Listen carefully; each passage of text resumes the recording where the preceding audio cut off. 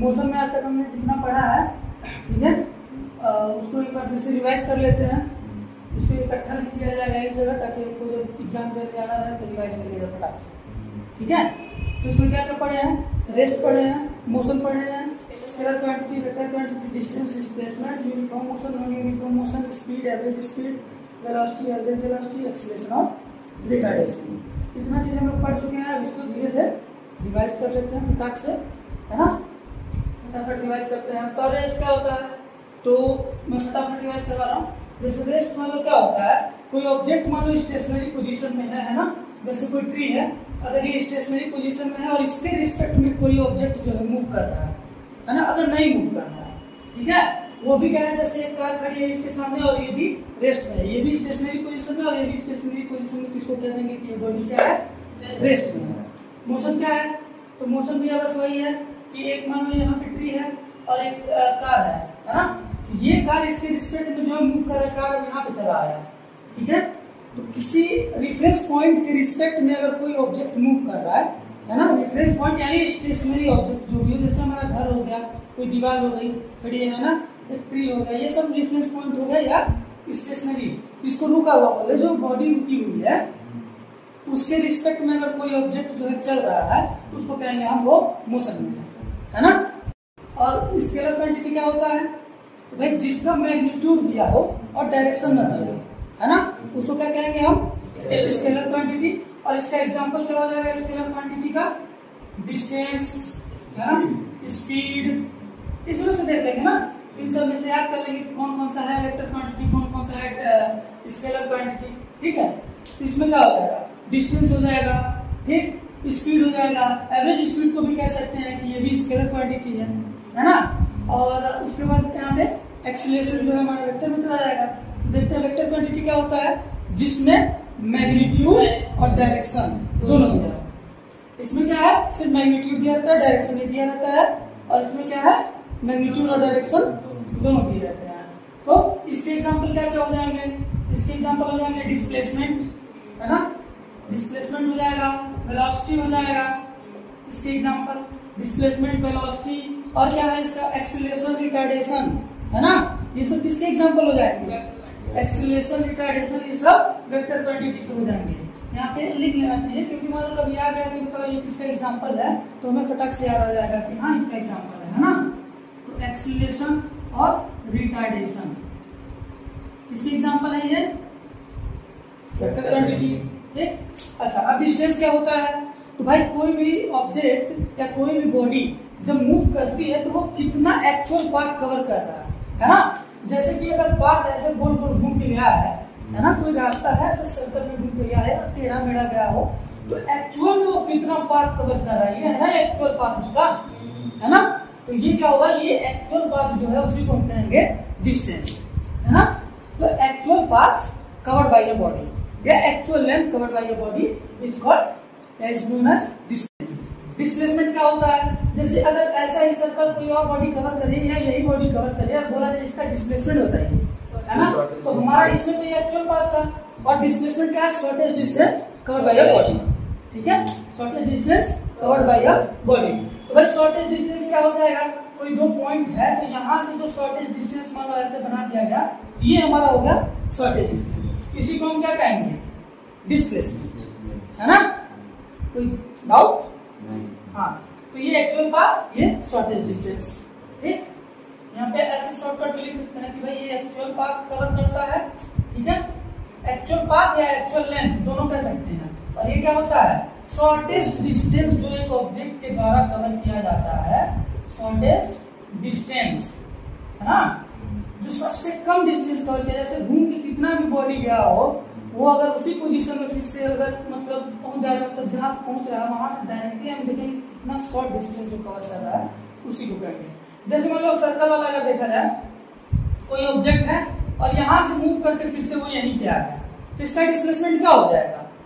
0 हो जाएगा, क्योंकि भाई इसका इनिशियल पोजीशन और फाइनल पोजीशन दोनों एक ही है ना। भाई इनिशियल यहीं से शुरू किया और फाइनली यहीं पे आकर वो रुक गया, ठीक। और कोई ऑब्जेक्ट मान लो यहाँ से गया यहाँ और फिर यहाँ से यहाँ आ गया, तो भी सब क्या हो जाएगा? डिस्प्लेसमेंट 0 हो जाएगा। क्योंकि शॉर्टेस्ट डिस्टेंस इनिशियल पोजीशन और फाइनल पोजीशन देखा जाता है। तो अगर इनिशियल पोजीशन इसको देखिए यू से दिखाते हैं, है ना, और वी, ठीक है, फाइनल पोजीशन। तो यू और वी अगर दोनों इक्वली है तो क्या हो जाएगा, डिस्टेंस हमारा, डिस्प्लेसमेंट हमारा 0 हो जाएगा।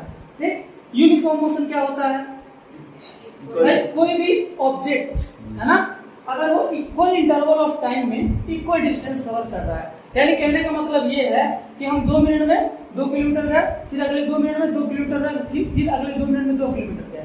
मतलब कहने का तरीका है कि भाई इक्वल डिस्टेंस भी कवर कर रहा है और equal interval of time, 2 he minute नहीं।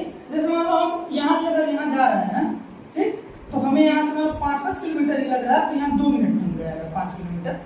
एक एग्जाम्पल देना है, 2 मिनट में पहुंचेंगे नहीं, ठीक है, फिर 2 मिनट में 5 किलोमीटर गए, तो इक्वल डिस्टेंस भाई 5 किलोमीटर यहाँ भी है, 5 किलोमीटर यहाँ भी और 5 किलोमीटर अगले में भी कवर कर रहा है, और टाइम भी 2 ही मिनट लग रहा है अगर, तो ये क्या है, इक्वल डिस्टेंस कवर कर रहा है और इक्वल इंटरवल ऑफ टाइम है, जिसको कहेंगे हम, ये क्या है, यूनिफॉर्म मोशन है ना।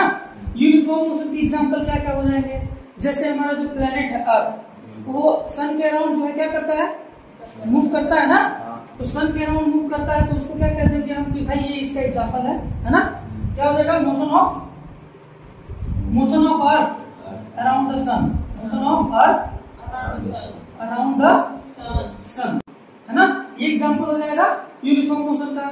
और क्या हो जाएगा, कोई भी ऑब्जेक्ट है अगर वो कॉन्स्टेंटली मूव कर रहा है, उसी स्पीड से मूव कर रहा है, तो जाहिर सी बात है कि अगर स्पीड उसकी इतनी ही है, उसी स्पीड से मूव कर रहा है और इतने ही टाइम में और इतना ही डिस्टेंस कवर कर रहा है, तो वो भी एक एग्जांपल हो जाएगा। हमारा जैसे फैन है, फैन का जो ब्लेड अगर उसका लिया जाए, भाई यहाँ से घूम के आया, यहाँ उतना ही टाइम में फिर उतना ही घूम रहा है, तो फैन का जो ब्लेड हो जाएगा वो भी एक एग्जांपल है यूनिफॉर्म मोशन, है ना। अब देखेंगे हम नॉन यूनिफॉर्म मोशन। तो नॉन यूनिफॉर्म मोशन में 2 कंडीशन हो जाएंगे। 2 कंडीशन क्या क्या हो जाएंगे कि भाई पहले इक्वल डिस्टेंस कवर करेगा, है ना। अब हम बोल रहे कि भाई 5 किलोमीटर डिस्टेंस कवर किया, ये भी 5 किलोमीटर डिस्टेंस कवर किया, यहाँ भी 5 किलोमीटर ही डिस्टेंस कवर किया, लेकिन टाइम यहाँ पे क्या है, अनइक्वल है। मतलब ये 2 मिनट में हो गया, ये 5 मिनट में हो गया और ये 10 मिनट में हो गया। टाइम अगर अनइक्वल है और डिस्टेंस इक्वल है, पहला कंडीशन ये हो गया, तो ये नॉन यूनिफॉर्म मोशन है ना। और दूसरा कंडीशन क्या हो जाएगा हमारा, कि अगर कोई ऑब्जेक्ट है ना, अगर मान लो वो ये 10 किलोमीटर कवर किया, फिर से 5 किलोमीटर कवर किया और फिर से 10 किलोमीटर कवर किया या 20 किलोमीटर कवर किया मान ले रहे हैं, है ना।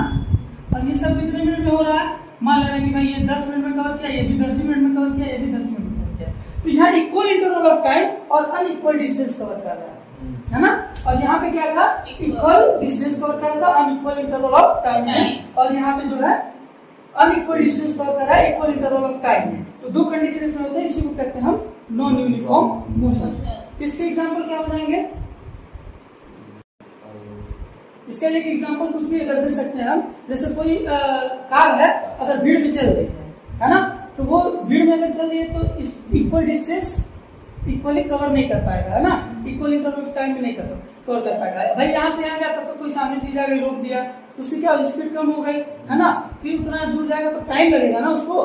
तो ये कह सकते हैं कि भाई अगर कोई कार भीड़ में चल रही है, वो इसका एग्जांपल हो जाएगा, है ना, कार मूविंग इन क्राउड, ये कह सकते हैं, है ना। अब हम देखेंगे कि स्पीड क्या होता है, स्पीड एंड एवरेज स्पीड दोनों एक साथ देख लेते हैं यहाँ पे। तो स्पीड क्या होता है कि कोई बॉडी मतलब कितनी तेजी से चल रही है, धीरे चल रही है, फास्ट चल रहा है, वो उसका स्पीड बताता है ना। हम लोग जनरली यही जानते हैं, लेकिन हम लोग अगर देखा जाए कि भाई इसका डिफिनेशन के हिसाब से अगर इसको देखा जाए तो स्पीड क्या होता है, स्पीड इक्वल टू होता है डिस्टेंस अपॉन टाइम, ये फॉर्मूला होता है, speed equal to distance upon time. तो भाई कह रहा है कि distance cover per unit time. अगर हम लोग डिफिनेशन इसका बनाएंगे, बोलेंगे कि speed is distance covered by a body per unit time, इसको हम क्या कहेंगे, स्पीड, है ना। अब इसका हम लोग देखेंगे कि भाई इसका एसआई यूनिट क्या होता है, इसको हम जनरली क्या करते हैं मीटर में, और इसको सेकंड में, तो इसका मीटर पर सेकंड हमारा क्या हो जाएगा, यूनिट हो जाएगा, ठीक है। अच्छा एवरेज स्पीड, भाई एवरेज स्पीड क्या होता है, जैसे कोई भी अगर डिस्टेंस कवर कर रहा है, हम लोग बताया कि भाई डिस्टेंस कवर कर रहा है, भाई ये 10 किलोमीटर गया था और ये ले लेता है 20 मिनट में गया था, है ना। इसको सेकंड में चेंज कर लेंगे, मीटर पर सेकंड में सबको चेंज कर लिया जाता है। अगर आंसर उसमें आ रहा है तो कोई दिक्कत नहीं, चेंज करने की जरूरत है। तो भाई यहाँ से यहाँ तक ये कवर किया, तो स्पीड कितना कवर किया डिस्टेंस और टाइम कितना लगा है, तो उसके हिसाब से स्पीड निकल जाएगा। भाई यहाँ तो एक जगह की दे रहा है, तो एवरेज स्पीड का क्या हो जाएगा कि जैसे कई सारे पॉइंट पे वो कई सारा डिस्टेंस कवर किया, कहीं 10 किलोमीटर कर लिया, कहीं 20 किलोमीटर कर लिया, कहीं 30 किलोमीटर कर लिया, है ना, कहीं 5 मिनट में कर लिया, कहीं 6 मिनट में कर लिया, कहीं 7 मिनट में कर लिया। अगर इस तरीके का दिया हुआ है तो हमारा एवरेज स्पीड कैसे निकलेगा, तो उसके लिए फॉर्मूला में total distance covered by an object और टोटल टाइम टेकन कितना लगा है ना। तो इसका फॉर्मूला क्या हो जाएगा, एवरेज स्पीड का फॉर्मूला हो जाएगा टोटल डिस्टेंस, है ना, total distance covered by your body और टोटल टाइम टेकन। इसको लिख लीजिएगा शॉर्टकट में, total time taken. Right, total उसने कितना डिस्टेंस कवर किया उसको प्लस कर देंगे और नीचे उसने कितना टाइम टेकन किया वो नीचे कर देंगे, ठीक है। तो इसका एवरेज स्पीड निकल जाएगा। समझ में आया? अब हम देखेंगे वेलोसिटी क्या होता है।